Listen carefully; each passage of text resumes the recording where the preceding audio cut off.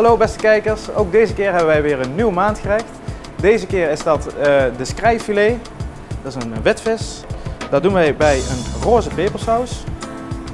We gebruiken daarvoor wat groene groenten zoals asperges. We gebruiken daarvoor wat romanesco. We hebben wat gesneden courgette. We gebruiken daar wat bosui voor. En we hebben nog wat groene cress waarmee we het afkneden.